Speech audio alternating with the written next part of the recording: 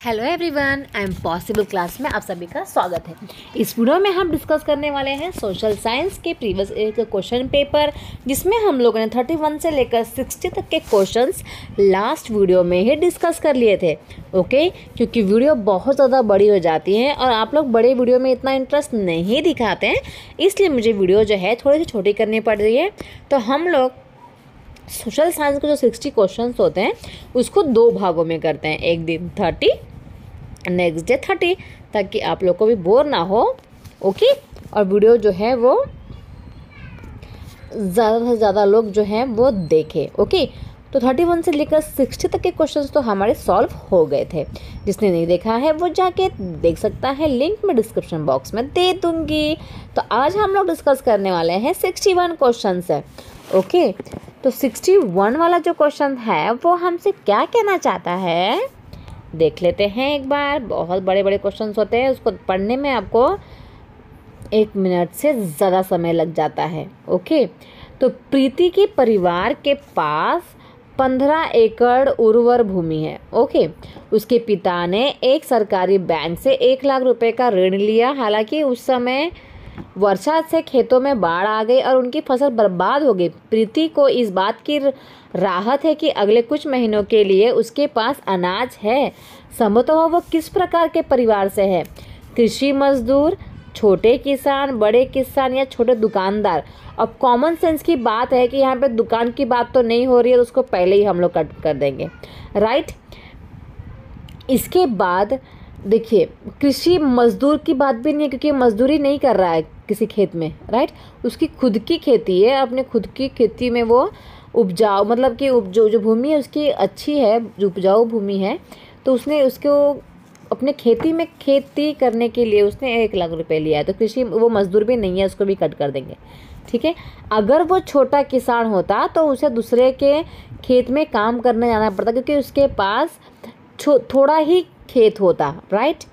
पर उसके पास सफिशिएंट खेत है और बाढ़ आने के बावजूद भी उसके घर में खाने के लिए फसल है।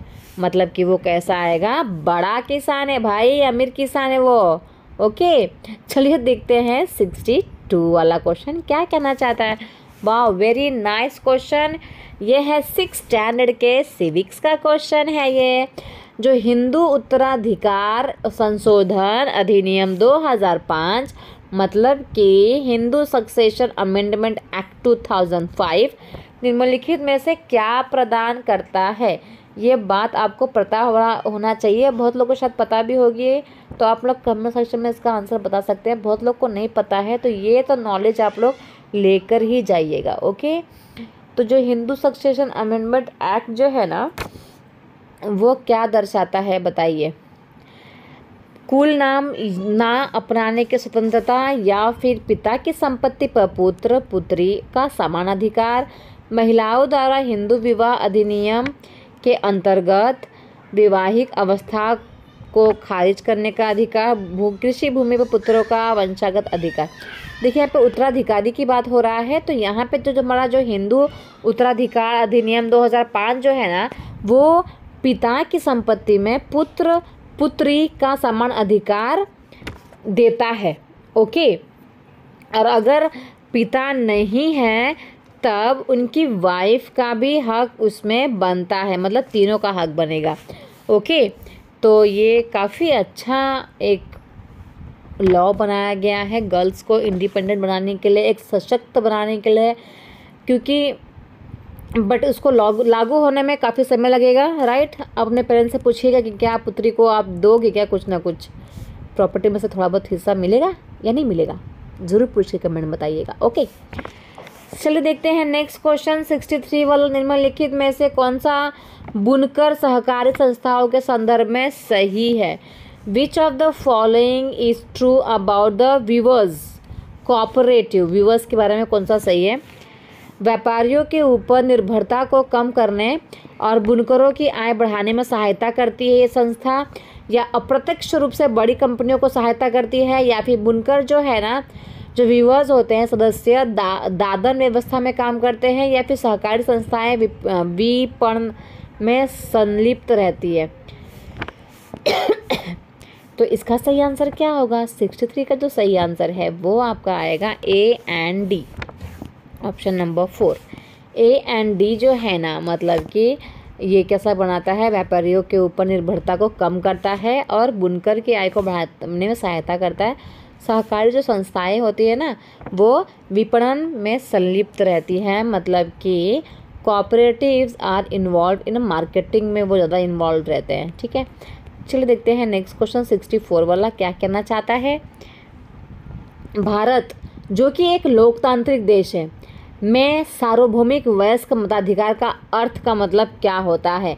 Means in India a democratic country universal adult franchise का मतलब क्या होता है? Every person is equal before law providing free education to integrate children with disability, बिल्कुल भी नहीं। Women about 18 years of age has the right to vote. Every individual about 18 years of age has the right to vote irrespective of their social, economic and background. मतलब आप किसी भी background के हो, आप किसी भी समाज के हो, आप किसी भी कास्ट के हो, हमारे इंडिया में अगर आप हो, आपकी एज 18 साल है, तो जो यूनिवर्सल एडल्ट फ्रेंचाइजी है वो आपको हक देता है कि आप वोट दे सकते हो। तो ऑप्शन नंबर 4 जो है वो पूर्ण रूप से सही है और ये question very very very very very very important है। ओके, चलिए देखते हैं नेक्स्ट क्वेश्चन 64 वाला तो हो चुका, 65 वाला देख लेते हैं। ओके, 65 वाला क्वेश्चन जो है ये हमसे क्या कहना चाहता है? क्या कहना चाहते हो? उच्च शिक्षा हेतु लड़कों एवं लड़कियों को विभिन्न विषयों को चुनने के लिए इसलिए सामाजिकृत नहीं किया जाता क्योंकि उनमें उस विषय के लिए अभिवृत्ति पाई जाती है, बल्कि उन्हें अपने लिंगानुसार विषयों को आत्मसात करने व चुनने के लिए तैयार किया जाता है। इसे निम्नलिखित रूप से देखा जा सकता है। मतलब कि boys and girls are socialised to choose certain subject for their higher education, not because she and he has an aptitude for it, but because they are internalized and meant to select specific disciplines as per their gender। तो ये किस चीज़ को दर्शा रहा है? मतलब कि आपको, आप लड़का हो चाहे लड़की हो, तो आपको ना जब आप हायर क्लास में चले जाते हो, उच्च शिक्षा में चले जाते हो, तो आपको विषय जो है ना वो चुनने का अधिकार जो है ना नहीं दिया जाता है। मतलब एक सिलेक्टिव सब्जेक्ट दे दिया जाता है कि आपको ये, आप लड़का हो तो आपको ये पढ़ना पड़ेगा, आप लड़की हो तो आपको ये पढ़ना पड़ेगा। तो वो चीज़ किस चीज़ को दर्शाता है? 65 का आंसर क्या होगा? भेदभाव, उल्लंघन, रूढ़िबद्ध धारणा या फिर यौन शोषण। तो ये जो है किस चीज़ को दर्शाता है? इसका जो आंसर है वो हो जाएगा स्टीरियोटाइप सोच को। मतलब जो रूढ़िबद्धता सोच है ना उसको दर्शाता है, कि जो पुरानी सोच है उसको दर्शाता है। ओके, तो ये जो है सही है। चलो देखते हैं नेक्स्ट क्वेश्चन 66 वाला क्वेश्चन क्या कहना चाहता है। बाल अधिकार बिल में वर्णित इन बाल अधिकारों का ध्यान दीजिए। ठीक है, बाल अधिकार बिल पास किया गया था, तो बाल अधिकार बिल में क्या दिया गया है कि मुझे अच्छी शिक्षा का अधिकार है और सब बच्चों को स्कूल जाने के लिए प्रोत्साहित करने का दायित्व सबका है। अनुच्छेद 28, 29, 19 और 23 में लिखा है। या फिर मुझे अपने विचार व्यक्त करने का अधिकार है जिन्हें गंभीरता से लिया जाना चाहिए, सबका दायित्व है कि वो दूसरों को सुने। अनुच्छेद 12 और 13। कौन सा कथन सही है 66 के बारे में, ये आपको बताना है। ठीक है, तो 66 का जो आंसर है ये है 21 और 19। अनुच्छेद 21 और 19 कौन सा अनुच्छेद उपरोक्त बाल अधिकारों का पूरक है? तो पूरक वाला आपको ढूंढना है। ओके, तो 21 और 19 जो है वो अनुच्छेद जो है वो बाल अधिकारों का पूरक है। ओके, चलिए देखते हैं नेक्स्ट वन 67 की बात अगर की जाए तो 67 जो क्वेश्चन है, भारतीय संविधान की निम्नलिखित विशेषताओं में से कौन सी विशेषता नागरिकों के राज्य की सत्ता के मनमाने और निरंकुश अधिकार के प्रयोग से रक्षा करती है? Which of the following features of the Indian Constitution protect citizen against arbitrary and the absolute exercise of power by the state? Federalism, fundamental rights, separations of power between the legislature, executive and the judiciary, parliamentary form of government। सही answer क्या है 67 का? Fundamental right. Okay, मौलिक अधिकार। Okay, चलो देखते हैं next question 68 वाला। यदि न्यायपालिका को लगता है कि संसद द्वारा पारित किया गया कोई कानून जो है वो संविधान के आधारभूत ढांचे का उल्लंघन कर रहा है तो उसे रद्द करने का उसके पास अधिकार है। तो यह क्या कहलाता है? विवादों का निपटारा, न्यायिक समीक्षा, कानून की रक्षा और मौलिक अधिकारों का क्रियान्वयन, या फिर स्वतंत्रता की न्यायपालिका। 68 का आंसर क्या होगा? ठीक है, ये आपको बताना है। तो ये क्या कहलाता है?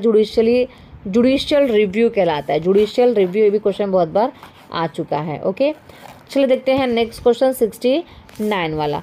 निम्नलिखित में से कौन सा विकलांग व्यक्तियों के लिए बनाए गए विकलांगता अधिनियम 2016 के संदर्भ में नहीं है वो आपको बताना। जब भी एग्जाम में नहीं दिया जाता है प्रश्न में तो ध्यान से पढ़ा कीजिए इसको, ठीक है।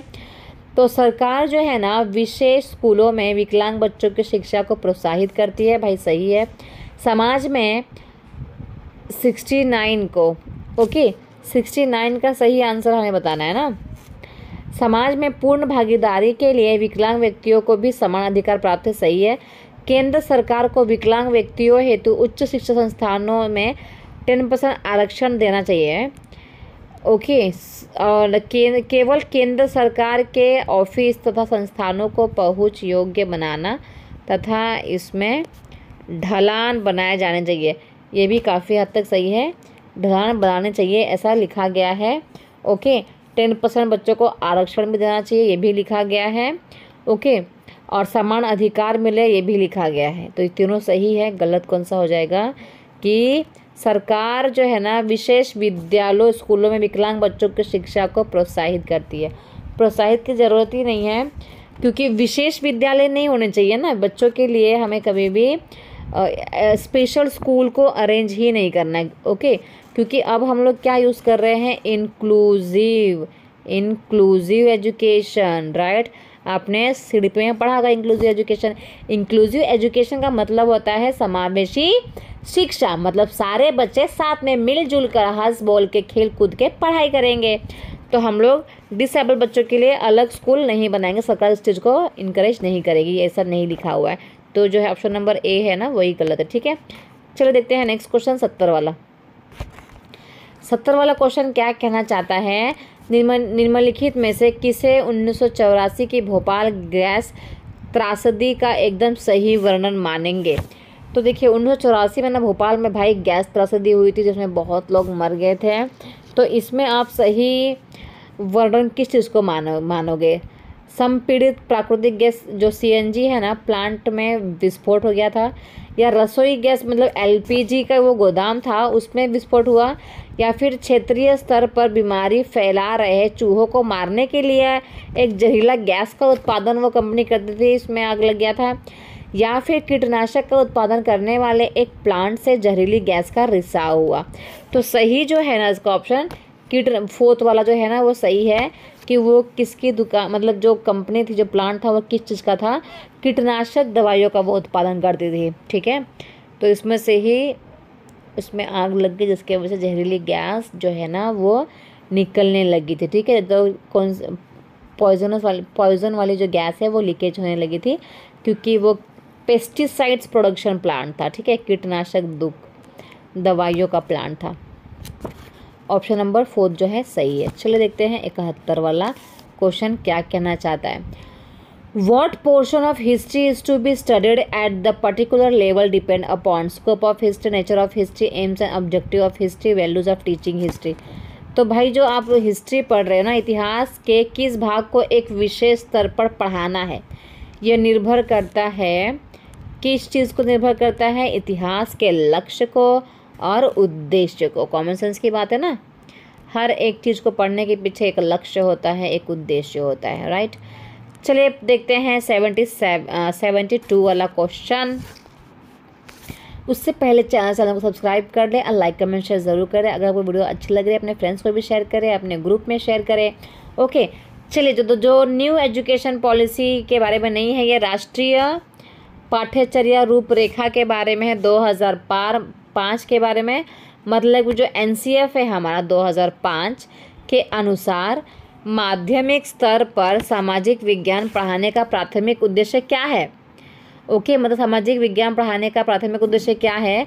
छात्रों को उनकी रुचियों और भावों को जांचने में सहायता देना, ताकि वे विश्वविद्यालय स्तर पर सही व्यवसाय का चयन कर सके या राष्ट्र के समक्ष सामाजिक आर्थिक चुनौतियों की समझ विकसित कर सके, या पर्यवेक्षण, पहचानने और वर्गीकरण के कौशल विकसित करना, या फिर प्राकृतिक एवं सामाजिक वातावरण के परस्पर संबंध पर बल देते हुए वातावरण के समग्र समक्ष विकसित करना।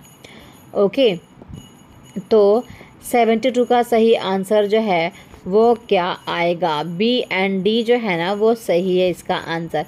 ठीक है, हमें क्या करना है? आर्थिक चुनौतियों की समझ विकसित करना है। इसीलिए जो माध्यमिक स्तर है, मतलब 6 से लेकर 8 तक के बच्चों को सामाजिक विज्ञान जो है पढ़ाया जाता है, और प्राकृतिक एवं सामाजिक वातावरण के परस्पर संबंध में बल देते हुए भी पढ़ाया जाता है। ठीक है, चलिए इसका जो आंसर है वो क्या हो जाएगा हमारा? B and D। अब नेक्स्ट देखते हैं 73 वाला क्वेश्चन क्या कहना चाहता है हमसे। 73 वाला क्वेश्चन कह रहा है, while initiating students into mapping skill, you will begin to introducing a map of India, asking students to make a map of classroom, instructing students to trace an outline of a map, या engaging students with direction, scale and the symbol। Sorry, मतलब कि छात्रों को मानचित्र की प्रारंभिक शिक्षा देने के लिए आप क्या आरंभ करेंगे? भारत के मानचित्र का परिचय देंगे, या फिर छात्रों को कक्षा का मानचित्र बनाने के लिए कर, या फिर मानचित्र की रूपरेखा को अंकित करने का निर्देश देकर, या फिर छात्रों को दिशाओं और मापदंड और चिन्हों को समझाकर। तो सबसे पहले हम क्या करेंगे? बच्चों को दिशा समझाएंगे, स्केल समझाएंगे, चिन्ह समझाएंगे। तो इस हिसाब से हम लोग प्रारंभिक शिक्षा देने के लिए मैप बच्चों को रेडी करेंगे। ऑप्शन नंबर 4 जो है ना वो सही हो जाएगा। ओके, चलिए देखते हैं नेक्स्ट क्वेश्चन 74 वाला। While teaching the concept of water, आप वाटर पढ़ा रहे हो बच्चों को, तो a teacher tells a story about a girl who use different way to save water at home, her home. So what strategy is the teacher using here? मतलब teacher जो है ना जल के विषय में पढ़ा रही है, तो अध्यापक जो है एक लड़की को मतलब एग्जाम्पल दे रही है कि जो बच्ची है वो पानी को अलग अलग प्रकार से बचाती है। ओके, तो वो कौन सी युक्ति का प्रयोग कर रही है? Narrative approach, observation approach, problem solving approach, या फिर डिस्कशन अप्रोच। तो 74 का आंसर क्या आएगा? नैरेटिव अप्रोच, मतलब कि वृत्तांत सुना रही है किसी की, वो स्टोरी को नैरेट कर रही है, राइट। तो नैरेटिव आएगा इसका आंसर 1। चलो देखते हैं नेक्स्ट क्वेश्चन 75 वाला क्वेश्चन क्या कहता है। 75, इनमें से कौन सा वर्णन मूल्य और भाव दर्शाता है कि छात्रों ने विविधता का संप्रत्यय समझ लिया है? ओके, तो 75 का जो क्वेश्चन है इसका आंसर क्या है? 4th वाला। विभिन्न क्षेत्रों, समुदायों, काम धंधों और भाषा वाले लोगों के प्रति आदर और प्रशंसा का भाव रखना ही विविधता का संप्रत्यय समझ लिया है। ओके, चलो देखते हैं नेक्स्ट क्वेश्चन 76 वाला क्या कहना चाहता है। The use of documentaries is useful in teaching of social science, मतलब कि वृत्त चित्रों का प्रदर्शन सामाजिक विज्ञान अध्ययन में उपयोगी है। सोशल साइंस में आपको पता ही है कि जो डॉक्यूमेंट्रीज होता है वो बहुत ज़्यादा यूज़फुल होता है, right. It gives first hand account of an event, it reduces lot of curriculum, it portrays social science as a scientific discipline, it serves entertainment purpose। so what is the 76 का answer क्या है? ये घटना का प्रथम दृष्टिया की भांति ब्यौरा देता है। ओके, क्या देता है? ब्यौरा देता है, इसलिए फर्स्ट आंसर जो है वो सही हो जाएगा। ओके, चलिए देखते हैं 77 वाला आंसर क्या कहना चाहता है। अध्यापक जो है ना अवसर और उपयुक्त साधन प्रदान कर विद्यार्थियों को स्वयं प्रयोग, अन्वेषण एवं विश्लेषण के लिए कहकर निम्न में से किस उपागम का प्रयोग कर रही है? पाठ्य पुस्तक आधारित उपागम, सामाजिक रचनात्मकवादी उपागम, अध्यापक केंद्रीय उपागम या फिर व्यवहारवादी उपागम। 77 का आंसर क्या आएगा? सामाजिक रचनात्मकतावादी उपागम। Okay, means social constructivist approach. Constructivist is very positive word, okay, क्योंकि बच्चा क्या करता है, खुद ही कंस्ट्रक्ट करता है। चलिए देखते हैं नेक्स्ट क्वेश्चन 78 वाला। 78 वाला क्वेश्चन जो है, एनसीईआरटी जो है कि सामाजिक विज्ञान की पाठ्य पुस्तकों में बहुत से काल्पनिक और वास्तविक वृत्तांतों का उपयोग किया गया है। तो वृत्तांतों से छात्रों को विचारों और संस्थाओं को समझने और उन पर चिंतन करने का बढ़ावा मिलता है। तो देखिए ए और बी जो है ना, दोनों ही सही, क्योंकि जो एनसीईआरटी की बुक है ना, उसमें बहुत सारे क्या है ना, काल्पनिक चित्र दिए गए हैं, ताकि बच्चे जो है ना, उनको समझने में आसानी हो और उनका चिंतन करने का बढ़ावा मिलता है। तो ए और बी दोनों सही है। ओके, चलो देखते हैं नेक्स्ट क्वेश्चन जो है 79 वाला। The following questions are generally asked in social science classes, choose the questions which provides a greater scope for developing critical thinking. को डेवलप करने के लिए कौन सा जो स्कोप है ना सबसे ज़्यादा अच्छा है, वो आपको बताना है। ओके, सो राजा हरिश्चंद्र फिल्म के निर्माता का क्या नाम है? ये दिखाने से आप बच्चे के अंदर क्रिटिकल थिंकिंग जागरूक हो जाएगी। या फिर बम्बई फिल्म उद्योग कब पहली बार सामने आया था? या फिर बम्बई की फिल्मों की प्रकृति का वर्णन कीजिए। या फिर बम्बई की बहुत सारी फिल्में प्रवासियों के जीवन के बारे में क्यों थी? ओके, इसका आंसर आपको बताना है। तो why were a number of Bombay films about the lives of migrants. ठीक है, मतलब कि फोर्थ वाला आंसर जो है वो सही है। इसमें बच्चे का क्या करेगा, वो क्रिटिकल थिंकिंग का इस्तेमाल करेगा कि क्यों वहाँ के जो मोस्टली जो पिक्चरें बनाई गई वो प्रवासियों के ऊपर बनाई गई। ओके, चलो देखते हैं नेक्स्ट क्वेश्चन 80 वाला। Consider the given question and choose the correct option. Are the existing legal safeguards enough to ensure social equality of women about the expect you to। मतलब दिए गए प्रश्न में विचार करें और सही विकल्प का चुनाव करें। क्या मौजूदा वैधानिक सुरक्षा प्रावधान महिलाओं की सामाजिक बराबरी को सुनिश्चित करने के लिए काफ़ी है? उपरोक्त प्रश्न आपसे अपेक्षा करता है कि महिलाओं के लिए उपलब्ध वैधानिक सुरक्षा प्रावधानों और उनके इतिहास की व्याख्या करें, या सामाजिक बराबरी क्या होती है यह समझाना और उसके उदाहरण देना, या फिर वैधानिक सुरक्षा प्रावधानों को विश्लेषित करना और उनको सही ठहराना। बराबरी प्राप्त करने में इन वैधानिक सुरक्षा प्रावधानों की पहुंच व सीमाओं की जांच करना। तो सही आंसर क्या है? 80 का सही आंसर है चौथा वाला, बराबरी प्राप्त करने में इन वैधानिक सुरक्षा प्रावधानों की पहुंच और सीमाओं की जांच करना। ओके, चलिए देखते हैं 81 वाला क्वेश्चन। सामाजिक विज्ञान की कक्षा में यदि आपको ज्ञानार्जन हेतु आगमनात्मक उपागम का प्रयोग करना है तो आप क्या करोगे? Okay, means if you have to follow an inductive approach for social science knowledge acquisition you would. विभिन्न उदाहरणों के बीच समानता ढूंढकर एक सामान्य सिद्धांत पर पहुंचेगी, या फिर विभिन्न स्तरों के शिक्षण अधिगम गतिविधियों को एकीकृत कर लेगी, या समस्या को एक सामान्य सिद्धांत के प्रयोग से हल कर लेगी, या बच्चों को उनके स्वयं ज्ञान सर्जित करने की स्वतंत्रता देगी। क्या करेगी? 81 का आंसर क्या आएगा? देखिए 81 का जो आंसर आएगा ये आएगा फर्स्ट वाला, find commonalities between the different examples and arrive at general principles। Okay, पहले क्या कर देगी, डिफरेंट एग्जाम्पल्स देख के बच्चे को समझाएगी और उसके बाद एक सामान्य सिद्धांत पर पहुंचेगी। ऑप्शन नंबर 1 जो है वो सही है। चलिए देखते हैं 82 वाला। सोशल साइंस जो है teaching has long been seen as a means of inculcating ideologies for value system, या this focus has proven beneficial for pedagogy of social science। मतलब सामाजिक विज्ञान शिक्षण जो है ना उसको बहुत समय से विचारधारा या मूल्य लागू करने का साधन के रूप में देखा गया है। और जो बी है वो है ये सामाजिक विज्ञान के शिक्षा शास्त्रीय पक्ष के लिए लाभकारी रहा है। तो 82 का आंसर क्या आएगा? 82 का आंसर ये है कि भाई मूल्य लागू करने का साधन तो है, ए सत्य है, बी जो है वो असत्य है। ओके, चलिए देखते हैं 83 वाला। While teaching history a teacher must focus on. Teacher जो है बच्चे को इतिहास पढ़ा रही है तो किस चीज़ में टीचर को फोकस करना चाहिए? ओके, हिस्टोरिकल इन्फॉर्मेलिटी पर, या फिर करेक्ट रिस्पॉन्स पे, या कंटेंट कवरेज पे, या सोर्स एनालिसिस पे। जो अगर हिस्ट्री पढ़ा रहे हो आप, इतिहास पढ़ा रहे हो, तो इतिहास में सोर्सेज बहुत ज़्यादा इंपॉर्टेंट होते हैं, तो source analysis is the correct answer. ठीक है, स्रोत विश्लेषण। चलो देखते हैं नेक्स्ट 84 वाला। We generally use secondary source for the following purpose. Okay, secondary source हम लोग यूज़ करते हैं, मतलब प्राय हम इनके लिए द्वितीय स्रोत का प्रयोग करते हैं। Make new discoveries, gain background information on the topic, provide credible evidence for arguments, या gather information that you can not assess directly. तो क्या आएगा इसका आंसर?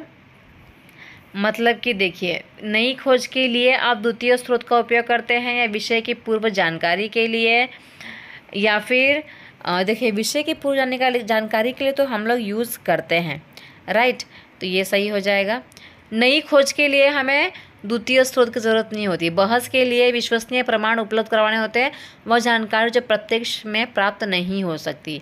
तो देखिए A and B and D जो है ना, सही आंसर है इसका। ओके, क्योंकि बी एंड डी के लिए हमें द्वितीय स्रोत का प्रयोग करना पड़ेगा। चलिए देखते हैं नेक्स्ट क्वेश्चन 85 वाला क्या कहना चाहता है। Project work is given in social science course mainly to provide opportunity to student to utilize their time judiciary, या फिर ensure that syllabus is completed, या फिर develop students listening and reading skill, या connect learning at school with social realities। Project work अगर आप दे रहे हो ना सोशल साइंस का, मेनली क्यों दिया जाता है? ओके, देने के पीछे का कारण क्या है? तो देने का पीछे का कारण ये है कि connect learning at school with social realities. Okay, विद्यालयी शिक्षा को सामाजिक वास्तविकता से जोड़ना इज द करेक्ट आंसर। चलो देखते हैं 86 वाला। Which of the following are features of the formative assessment, मतलब रचनात्मक मूल्यांकन की कौन सी विशेषताएं हैं? Diagnostic and remedial, offers opportunity to improve work after feedback, assessment of learning, या done at the end of semester। Okay, क्या है 86 का आंसर? तो A and B is the correct. निदानात्मक एंड उपचारात्मक और प्रतिपुष्टि के उपरांत सुधार के अवसर, A and B is the correct answer. ये देखते हैं नेक्स्ट क्वेश्चन 87 वाला। निम्नलिखित में से कौन सी व्यवस्था संज्ञानात्मक प्रक्रियाओं के संशोधित ब्लूम वर्गीकरण के अनुसार सही क्रम को दर्शाता है? ओके, ब्लूम के सही वर्गीकरण को आपको बताना है। तो 87 का जो सही आंसर है वो आपका हो जाएगा। सबसे पहले हम लोग क्या करते हैं, रिमेंबर पहले याद करेंगे, फिर उसको अंडरस्टैंड करेंगे, इसके बाद उसको अप्लाई करेंगे, एनालाइज करेंगे, इवैल्यूएट करेंगे एंड क्रिएट करेंगे। 87 का जो आंसर है ये हो जाएगा फर्स्ट वाला। ठीक है, चलिए आते हैं 88 में। विच of the following techniques is best suited for knowing the awareness and perspectives of students on contemporary events। Means एक सामाजिक विज्ञान की कक्षा में समकालीन घटना के विभिन्न परिप्रेक्ष्यों के प्रति छात्रों की सजगता का आकलन करने के लिए किस तकनीक का प्रयोग करना चाहिए? डिबेट के लिए डिबेट करना चाहिए, या ड्रामेटाइजेशन करना चाहिए, स्टोरी राइटिंग, या फिर क्विज? 88 का आंसर क्या आएगा? डिबेट करना चाहिए। ठीक है, कोई भी घटना का अगर आपको बच्चों के साथ आपको अवेयर लेके आना है, बच्चों को बताना है, तो आपको क्या करना चाहिए? डिबेट इज़ द वेरी अच्छा आइडिया। ओके, चलो देखते हैं नेक्स्ट क्वेश्चन 89 वाला। Evaluation provides opportunity for teachers to know the following about their lesson. हम लोग जो इवैल्यूएशन करते हैं ना, तो वो टीचर को क्या करने में हेल्प करती है? बच्चों ने क्या पढ़ लिया है, कैसा पढ़ा है, व्हाट देयर इंटरेस्ट और किस में इंटरेस्ट है, किस में इंटरेस्ट नहीं है, क्या पता चलता है? ओके, तो 89 का जो आंसर है वो आ जाएगा A C D. Okay, A C and D. वे कैसे सीखते हैं वो तो नहीं पता चलेगा, राइट।